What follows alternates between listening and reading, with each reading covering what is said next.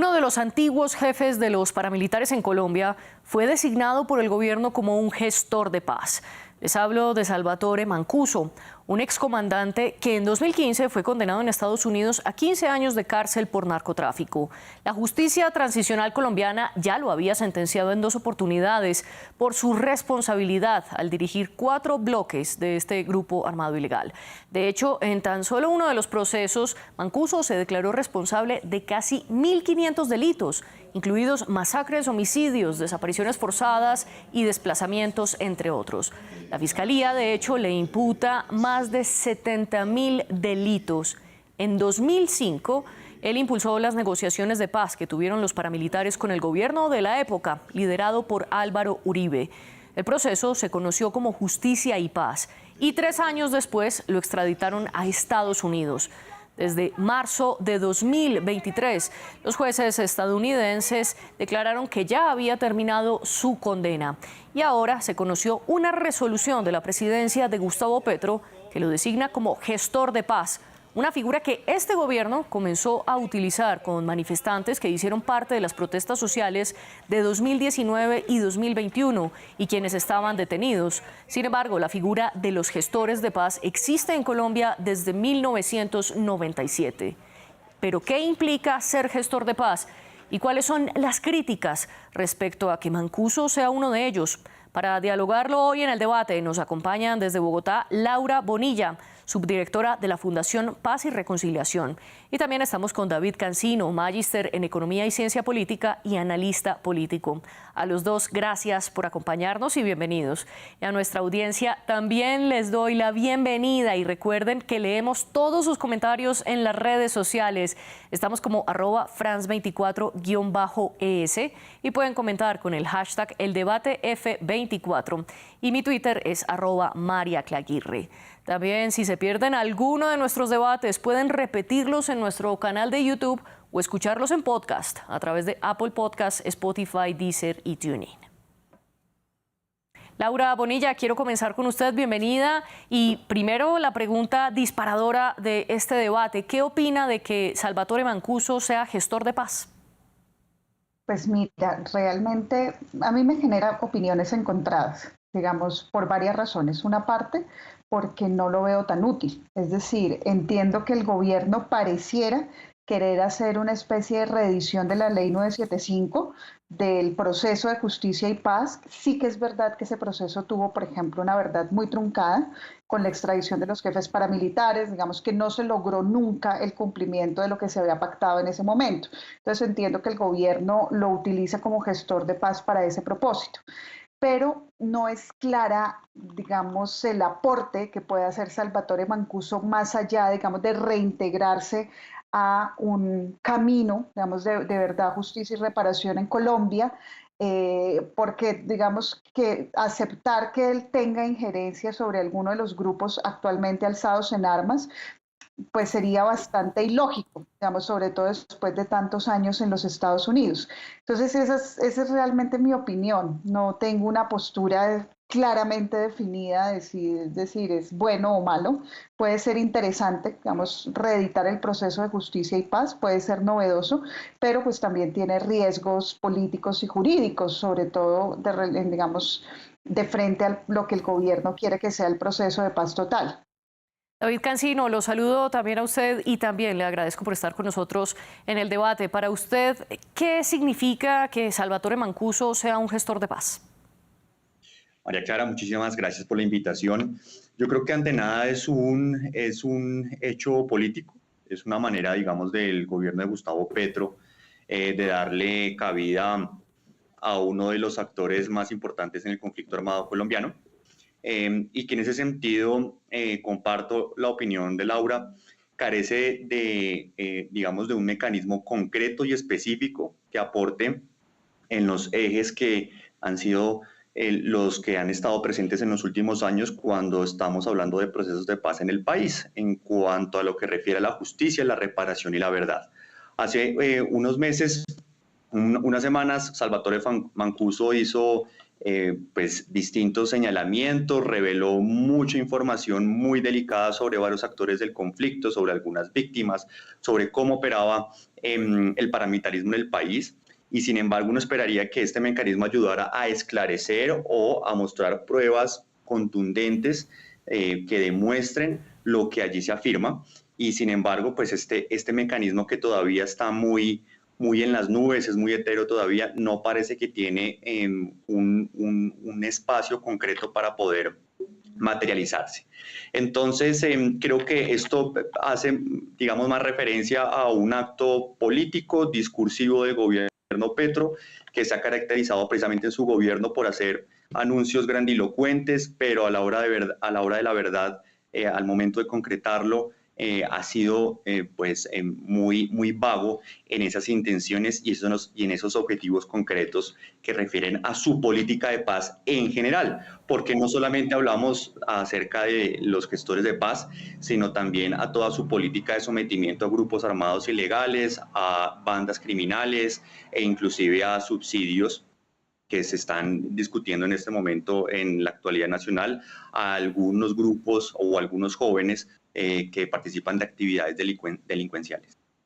Usted bien está marcando un poco la línea por la que seguiremos este debate, o por lo menos el segmento siguiente, y es la definición o la polémica que hay entre la política y lo competente a la justicia en el caso de Mancuso. Pero para poder entrar en ese terreno, Laura, le quiero preguntar cuál es la situación judicial de Mancuso, que es bastante compleja porque en Estados Unidos ya pagó su condena, pero en Colombia no. Sí.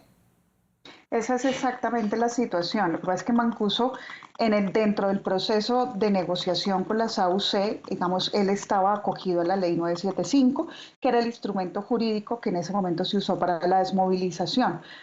Cuando a él lo extraditan por, digamos, según las autoridades colombianas, no cumplir con lo pactado. Es decir, digamos, él vuelve a delinquir y, si no estoy mal, son delitos relacionados con narcotráfico y por eso es extraditado. Ahora, ¿cuál es la situación actual?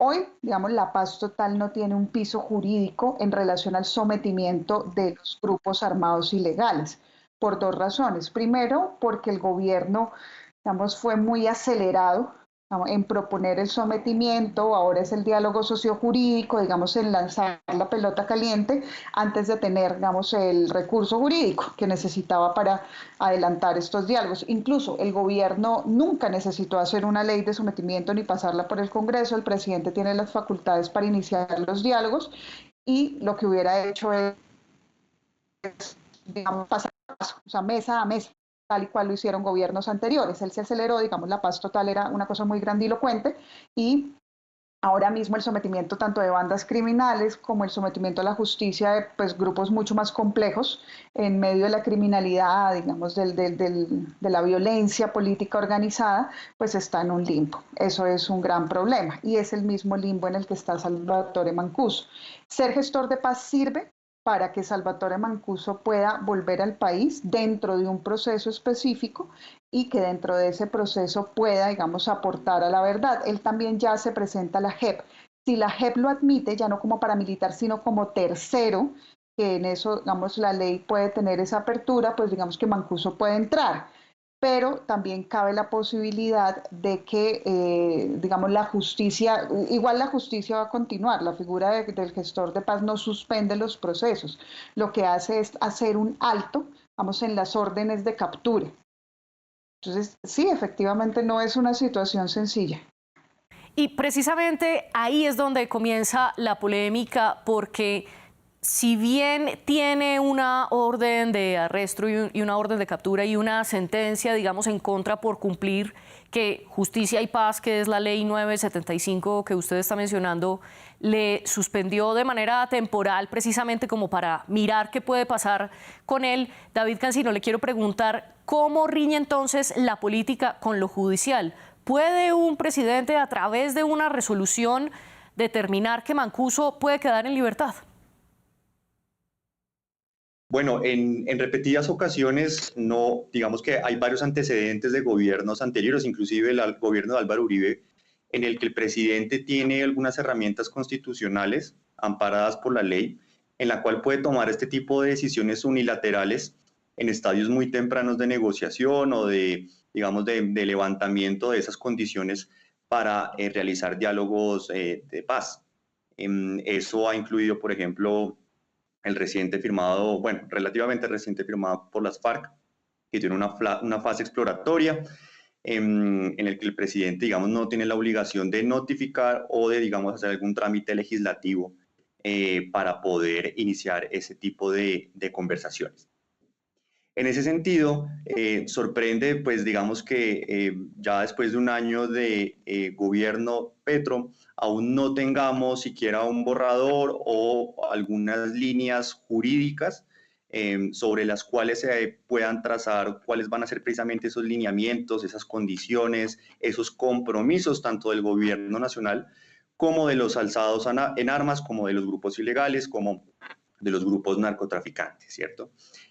Yo creo que, pues, insisto, esto hace parte precisamente de un paquete mucho más grande que tiene que ver con la figura de la paz total, de la que hizo referencia Petro en toda su campaña política, en su camino a la presidencia, pero que tiene precisamente esa intención política y electoral de generar un ambiente, digamos, de cierta distensión y de cierta apertura de cara a las elecciones de octubre, mostrar que hay algún tipo de avance, que hay algún tipo de compromiso, pero que parece ser que el gobierno, como en otras esferas, está teniendo inconvenientes en cuanto a la articulación de esos equipos de trabajo que trabajan en este tipo de iniciativas, como el comisionado de paz, como el ministro del Interior. Sus choques han sido constantes con la Fiscalía General de la Nación, con el jefe, digamos, de esa entidad por motivos de otra índole, lo cual todo eso termina confluyendo en un ambiente bastante caótico, Sí. que requiere y exige de un trabajo pues mancomunado de distintas instituciones en el país. ¿Pero usted cree que declarar a Salvatore Mancuso como un gestor de paz puede ayudar o no para el gobierno en las elecciones regionales de octubre? Yo creo que con relación a su base electoral, sin lugar a dudas es un punto que él se anota.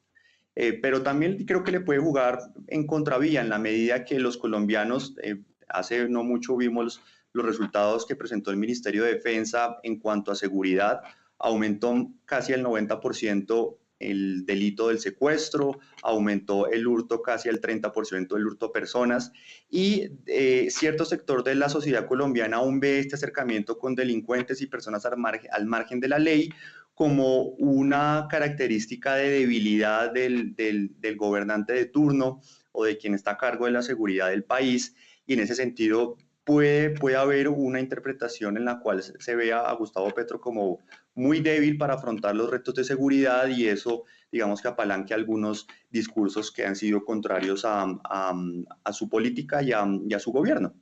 Y si bien algunos sectores, como usted lo dice, lo pueden ver como un signo de debilidad, el hecho de negociar con antiguos comandantes, como el caso de Salvatore Mancuso, con las Autodefensas Unidas de Colombia, un grupo paramilitar o uno de los mayores grupos paramilitares, también hace parte de lo que ustedes han reiterado, la paz total, que es una política de paz que implementa este gobierno transversal a todo el Estado con la intención de buscar una paz estable y duradera, como lo dice precisamente la ley 2272, con la que Gustavo Petro declara esta paz total como su política de Estado. Y Laura, le quiero preguntar sobre un punto que usted había mencionado. Usted había dicho que estaba en duda qué tanto podría servir Mancuso y qué tanta conexión real tenía con grupos o con bandas criminales hoy por hoy. Y es que esta paz total tiene dos líneas grandes de negociación. Una, negociar con grupos armados organizados al margen de la ley, con los cuales se establece un diálogo político tipo la guerrilla, el ELN. Y otro son los acercamientos y conversaciones con grupos armados organizados o estructuras organizadas de crimen de alto impacto, como lo llama la ley. Allí, en este momento, están tanteando con otros 7 grupos bastante grandes en el país, pero que no tienen esa connotación política del ELN. Sin embargo, ¿qué tanto puede tener Mancuso la llegada a uno o a otro como para ayudar a movilizar esas negociaciones o ese sometimiento? Mira, lo que es muy claro es que ahora, pero quiero contestarte una cosa antes, o sea, el presidente tiene plena facultad para nombrar un gestor de paz, tiene plena facultad para solicitar que se suspenda la orden de captura, no es la primera vez que se hace. Entonces, en ese sentido, el choque de poderes, o sea, es más hecho político el choque de poderes que la misma solicitud. Entonces, es decir, ahí los choques políticos entre el fiscal y el presidente pues tienen dos caras en esa moneda. El fiscal ha sido muy reiterativamente opositor, digamos, es un poco pasivo-agresivo con los procesos de paz en Colombia, no solamente en este gobierno, en el pasado también lo fue. Entonces, dicho eso, en este preciso momento, digamos, la tontería más grande que el gobierno mismo, digamos, se pone digamos, se pone de una manera muy tonta en un cuello de botella, es el politicómetro. Vamos, al día de hoy, las personas que estudiamos conflictos en diferentes lugares del mundo sabemos que es imposible encontrar un grupo puro. O sea, tú no encuentras un grupo armado, una violencia organizada que sea puramente política, pero tampoco encuentras una violencia armada organizada que sea puramente criminal. Hay una larga escala de grises y distintos grupos digamos, se agrupan y se ubican en esa escala de grises. Entonces no había ninguna necesidad, por ejemplo, de lanzar la ley de sometimiento como se lanzó, ni de lanzar un paquete premium, digamos, para grupos con una orientación política específica y un paquete básico para grupos que no tengan esa orientación política. Eso generó una expectativa desmedida en parte de los grupos y generó unas presiones al Estado que perfectamente se hubieran podido ahorrar y que están incidiendo, digamos, en la situación de violencia de las regiones al día de hoy. Eso es uno de los problemas. Dos, la ley de sometimiento está muerta, no va a pasar, el Congreso, el gobierno no va a tener las mayorías. En el último análisis que hicimos de gobernabilidad desde el gobierno de Gustavo Petro no lo va a lograr. Entonces, ¿qué alternativa tiene? La alternativa que tiene es reeditar un instrumento del pasado, que es la ley 975, que puede tener muchas menos resistencias y hacer como se hizo con los grupos paramilitares. Y para eso yo creo que Mancuso sí es un hombre clave, sobre todo porque la ley de justicia y paz tuvo grandes vacíos, no solamente en la ley, sino en el cumplimiento. Si tú te das cuenta, ningún proceso de paz que se haya firmado ha tenido un cumplimiento pues, por parte del Estado de más del 30%, digamos solamente contando los puntos que se firmaron versus los puntos que se complementaron. Y el acuerdo con las AUC pues no es la excepción. Y finalmente, pues quería decir a mi colega David que el choque es, digamos, si lo ves como choque, no entre Ministerio del Interior y el Comisionado de Paz, digamos, donde se ve la tensión más fuerte es entre Defensa y el Comisionado de Paz. Sin embargo, ahí lo que también, digamos, hay que tener mucho cuidado con las cifras, porque, por ejemplo, en el caso de los secuestros, el secuestro ha aumentado 90% en X municipio o 100% en X municipio. Eso puede ser que en un año hubo 0 secuestros y al año siguiente hubo un secuestro. Entonces, por eso a mí me gusta matizar mucho eso, al igual que la cifra del hurto a personas que tiene mucho más que ver con la situación de las violencias delincuenciales, específicamente de crimen organizado en las grandes ciudades que también están reaccionando ante la crisis de la coca, que a su vez ha sido producida por mayores presiones hacia la financiación de la cocaína, por los incrementos de precio, todo. Digamos que este gobierno es un poco de malas, también le tocó un escenario supremamente complejo de manejar, no solamente pensando en la paz, sino también, digamos, en el uso de la fuerza en ciertas zonas. Quiero volver sobre un punto utilizando una palabra que espero no repetirla mal porque es bastante compleja, politicómetro, y es qué tanta política tiene o no un grupo armado. Y es que tenemos, por un lado, la guerrilla del ELN, que digamos es uno de los pocos grupos armados que se pueden definir como tal sin tanto debate al menos, y también tenemos grupos que surgieron luego de la desmovilización precisamente de los paramilitares, como de los que hacía parte Mancuso, y luego toda una serie de grupos, incluyendo las disidencias de las FARC, que no se unieron al proceso de paz del antiguo gobierno de Juan Manuel Santos.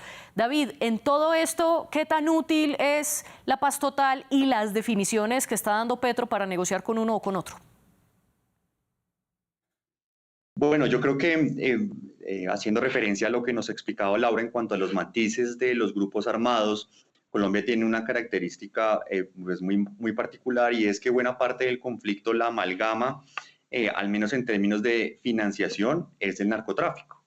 Y de tal manera que cuando hacemos esa segmentación, digamos, algo apresurada, si se quiere, dada la diferente naturaleza de todos los grupos armados ilegales que hay en el país, pues sin duda se peca de pues, un exceso, digamos, de sobresimplificación de los fenómenos de violencia que hay en el país.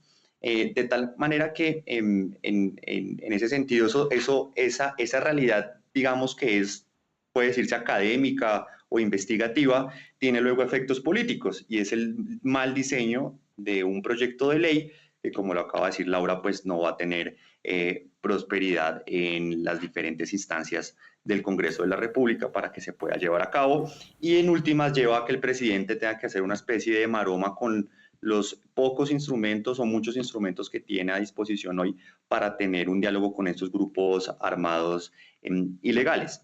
Por otro lado, yo creo que en últimas el efecto político que genera este tipo de diálogos en cierta medida pues manda un mensaje de cierta manera negativo, primero a los colombianos que no participan de estas actividades ilegales y que sufren y que son víctimas de esos hechos delictivos en la medida que no ven cómo mejoran sus indicadores de seguridad.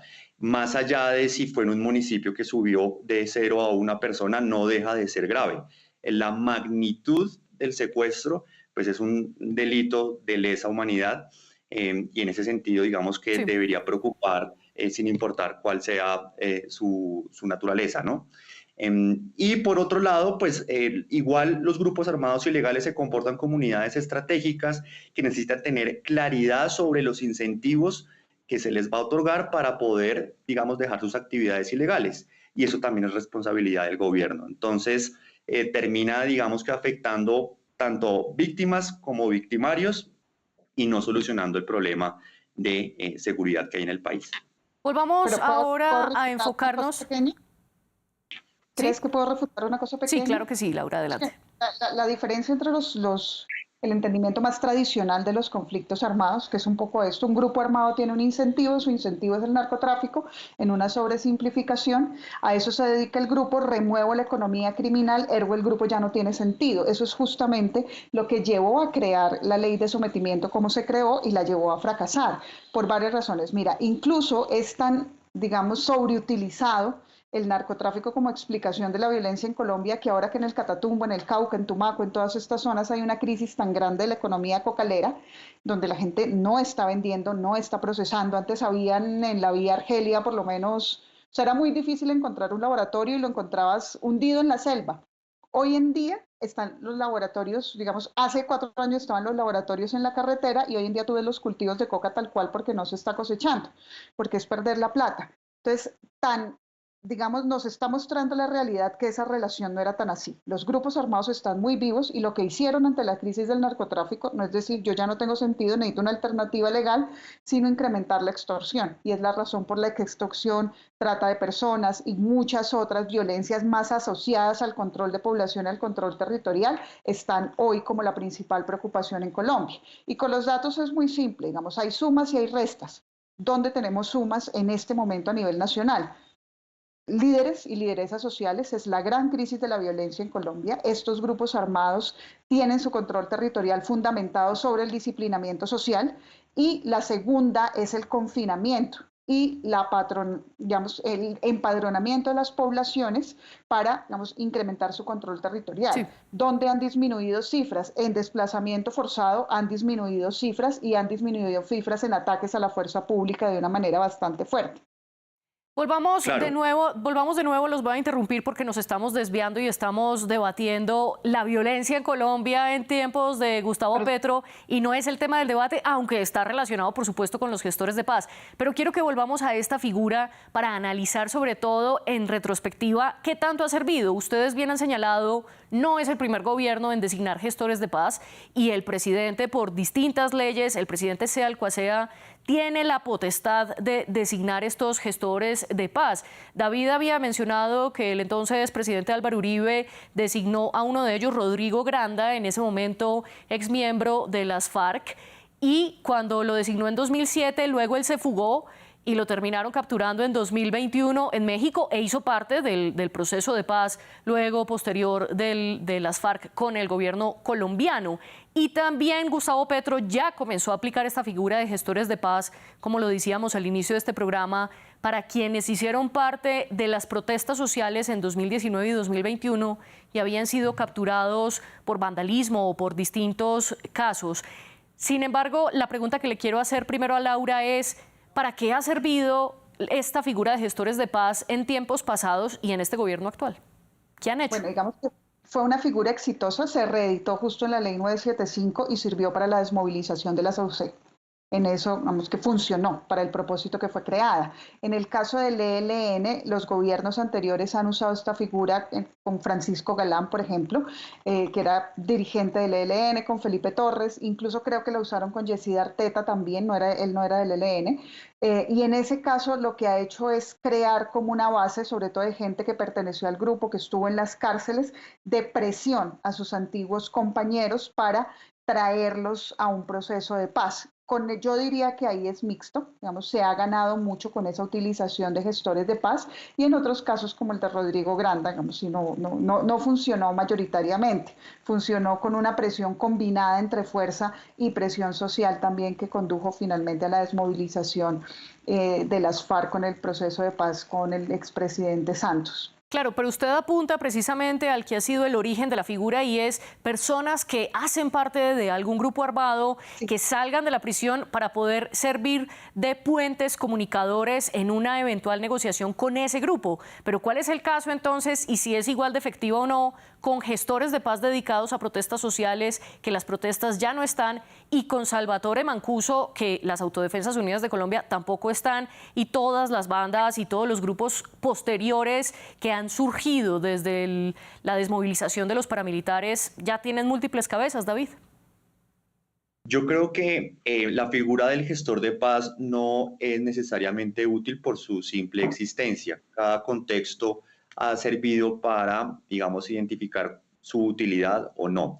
Por ejemplo, en el caso, si hablamos del ELN, pues es una estructura criminal con algunos tintes políticos, pero que pues su articulación está planteada de tal manera que es muy difícil que haya un mediador que logre hacer todos los puntos de contacto para poder, digamos, que desarrollar algún tipo de conversación. Sin embargo, en este gobierno, eso digamos que para tiempos pasados, en este gobierno con el nuevo diálogo ha fluido un poco mejor. Y yo creo que la clave del gestor de paz ha sido en la medida que ha logrado tener un punto de contacto o un contexto que le permite desenvolverse bien. Y yo creo que en este momento los grupos paramilitares, a pesar de que pues, es difícil de hablar de grupos paramilitares tal y como de los años 2000, como comandó Salvatore Mancuso, pues es muy diferente ese contexto. Y no me queda claro, Salvatore Mancuso, en ese gran engranaje, cómo puede ayudar a articular, a sentar, a incentivar, a tender puentes entre esos actores ilegales que hoy están vigentes. Salvatore Mancuso ya lleva más de 10 años en Estados Unidos y en ese sentido creo que por ahí no es la persona más indicada para hacer esa labor. Yo insisto en que es más un discurso, es una manera, digamos, de mantener vigente esas denuncias que él hizo. Yo creo que hay que recordar que pues Mancuso hizo unas acusaciones muy graves a altísimos funcionarios de gobiernos pasados que son contradictores del gobierno Petro y que eso en algún momento puede ser de alguna utilidad política para el presidente y por ahí creo que podría haber una lectura mucho más clara de parte de los medios de comunicación o digamos de los que están interesados en el análisis político. Usted dice entonces que para el gobierno de Gustavo Petro la figura de Salvatore Mancuso como un gestor de paz le sirve de utilidad política para atacar gobiernos pasados. Laura, ¿usted está de acuerdo con esta afirmación? No. Definitivamente no estoy de acuerdo. Es decir, Salvatore Mancuso lleva muchos años, incluso haciendo varias afirmaciones, ha dado declaraciones en la justicia norteamericana sobre qué pasó, incluso La primera carta que envió Salvatore Mancuso, ya estando en la cárcel a los Estados Unidos, que se le envía al hoy presidente Petro y a Piedad Córdoba, decía que quería advertir que en Colombia estaban rearmándose grupos después de la desmovilización de las AUC. Nadie le puso atención en ese momento y esos grupos se rearmaron con total tranquilidad. Digamos, nunca hemos sido capaces de hacer un ejercicio de bloqueo de, digamos, estos remanentes que quedan siempre después de los procesos de desmovilización, nunca somos capaces de contenerlos como sociedad desde 1902. Entonces no estoy de acuerdo con esa afirmación. Dos, Salvatore Mancuso sí puede ser útil, digamos, para el país. Lo que no le veo utilidad es al actual proceso, digamos, de negociación con las autodefensas gaitanistas de Colombia, con las AGC, aunque hay personas dentro de las AGC que militaron con Salvatore Mancuso, sobre las que él tuvo efectivamente mando y que no se desmovilizaron en su momento y que luego, digamos, lo que hicieron fue reactivar estos grupos. Donde creo que sí podría tener una utilidad muy grande, no política para el presidente, sino para el país, es primero, desconocemos muchísima de la verdad de lo que ocurrió. Esto no es un tema de responsabilidades individuales, hay responsabilidades colectivas importantes. Dos, él conoce el funcionamiento, cómo se originan, digamos, cómo se estructuran en muchas cosas que podría ser también de muchísima utilidad a la hora de diseñar un modelo de negociación con grupos de este tipo. Que no lo hemos terminado de inventar en el país. Entonces, en eso yo también le encontraría una utilidad. A lo que no le encuentro utilidad es a la primera línea, y ahí sí comparto contigo que es un asunto más retórico, más simbólico y más de política del gobierno. Y David, ¿usted qué le responde que Laura insiste que sobre todo Mancuso puede ser útil un poco para la verdad del país, la verdad histórica de lo que ha pasado en el conflicto armado y por otro lado su conocimiento para diseñar modelos de negociación?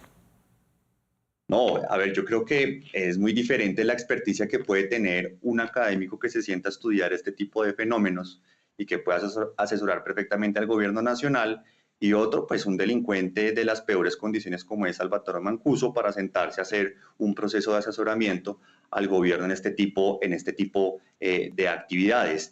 Pero sobre todo porque antecede, antes de cualquier, digamos que utilidad en términos, si quiere ser uno utilitarista, en términos de negociaciones, pues Salvatore Mancuso todavía tiene que responder por sus crímenes que cometió en el país.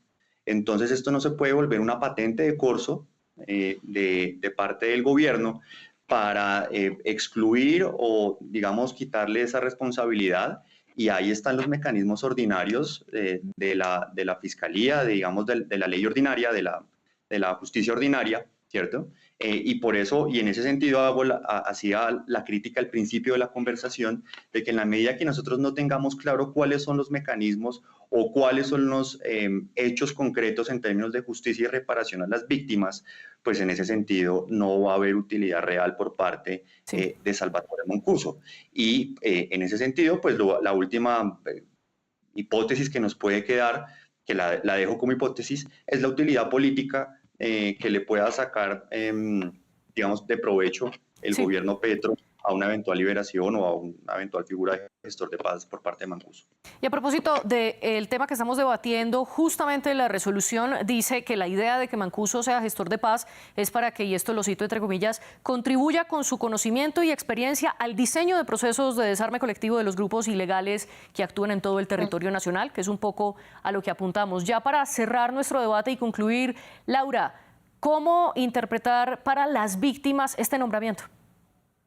Pues mira, eso es un debate que siempre hemos tenido en Colombia. Digamos, sabemos personas, cuando estuvo el proceso de paz con la SAUC teníamos ese mismo debate. La primera ley que se presenta fue una ley muy controvertida, especialmente por las ONGs, por los que éramos defensores de derechos humanos o académicos en su momento, y terminó, digamos, siendo la ley 975 de justicia y paz. Siempre, digamos, las víctimas van a tratar de poner en la mesa, y eso está muy bien, y de rigor, la reparación. La reparación, la justicia y la Sí. verdad. Esas son las condiciones que tenemos hoy y eso tendrá que ser exactamente igual en los procesos con paz total. Y David, muy brevemente, ¿qué pasa con las víctimas para usted? Pues incertidumbre. Incertidumbre creo que es una manera de revictimizar a las víctimas, valga la redundancia, en la medida que no tienen claridad aún sobre sus seres queridos desaparecidos, sobre cómo se financiaron concretamente los grupos armados que lideró este personaje, que no tienen claro si va a pagar algún tipo de penitencia o algún tipo de pena, perdón. y en ese sentido pues las revictimiza. Entonces el llamado es a que este mecanismo tenga pues, elementos mucho más concretos para poder saber precisamente cómo podemos sanar esas heridas tan graves que ha dejado el conflicto armado en el país. Laura Bonilla y David Cancino, gracias por acompañarnos en el debate de France 24. Así llegamos al final de nuestro programa. Pero a quienes nos ven y nos escuchan, los invito a que sigan conectados con France 24 y France24.com, porque tenemos mucha más información internacional.